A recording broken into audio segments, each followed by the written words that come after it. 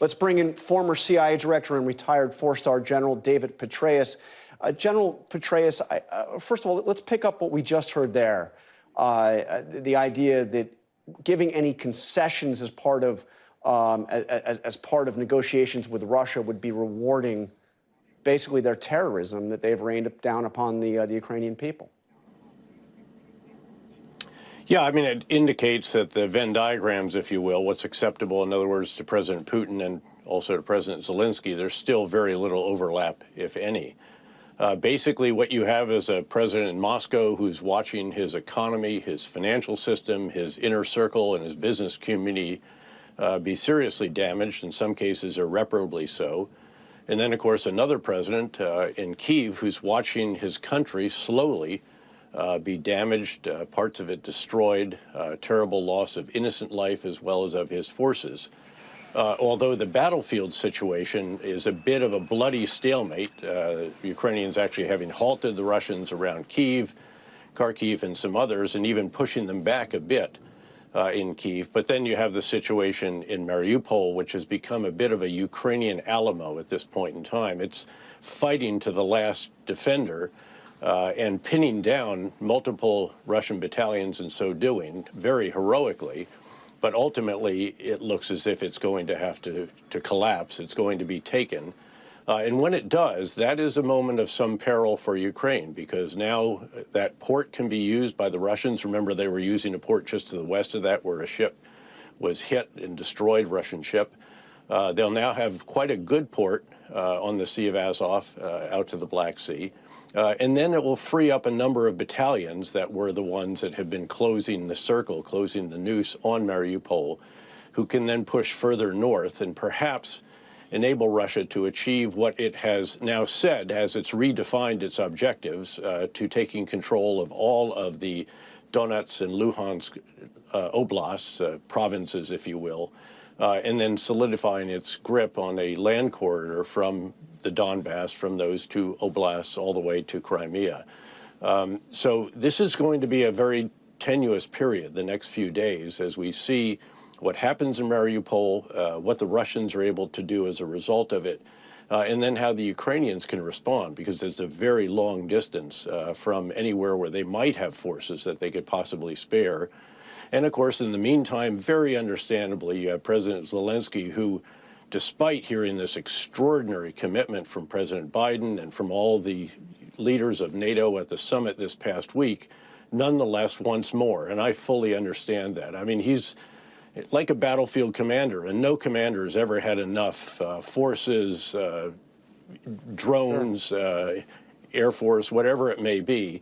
And that's the position in which he finds himself, and we should understand that. And what we need to do is provide everything we can that can be provided without needlessly provoking a direct confrontation with Russia. I very much understand President Biden's concerns about that. Let me ask you about that, because we saw President Biden's speech in Warsaw outline this basically as the struggle, the fight of our time. But there was that line at the end of his speech where he said flatly that Putin must go, that this man must not remain in power. Obviously, that's not the policy, but how does something like that, and made headlines all around the world, how does that complicate the efforts to resolve this situation?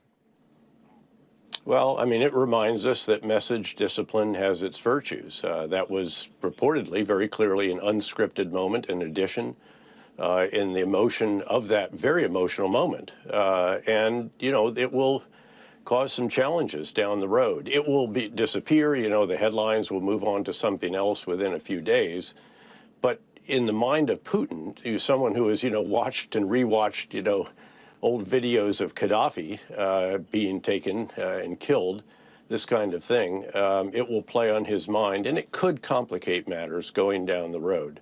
Look, I think President Biden would be the first, knowing him, he'd be the first to say, oops, you know, okay, hey guys, okay, well, let's get on with it. And this should not overshadow what was an extraordinarily important and successful trip to Europe, one that the U.S. really led, as it has done so impressively, really, throughout this entire effort, and pulled together, guided, and then ultimately with this speech, it was a very, very strong statement, obviously.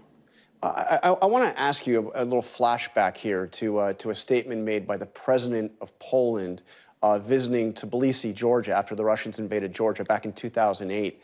A statement that echoes today. He said at that time, again, this is 2008, today Georgia, tomorrow Ukraine, the day after tomorrow the Baltic states, and later perhaps time will come for my country, Poland. Obviously, you know, Ukraine did come.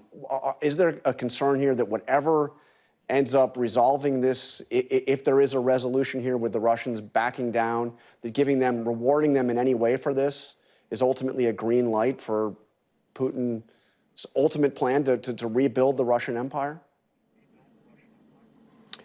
Jonathan, I tend to think that this has complicated any ambitions that he might have had very, very considerably. This is going to set back his military for years. It's shown the whole world that it wasn't the wonderfully modernized force that everybody thought it might be. This has been a huge challenge for the Russians. The fact that they've lost 7 generals just because they can't command and control sufficiently, they have to get out of their armored vehicles and go forward to find out why are they stopped again, this kind of thing.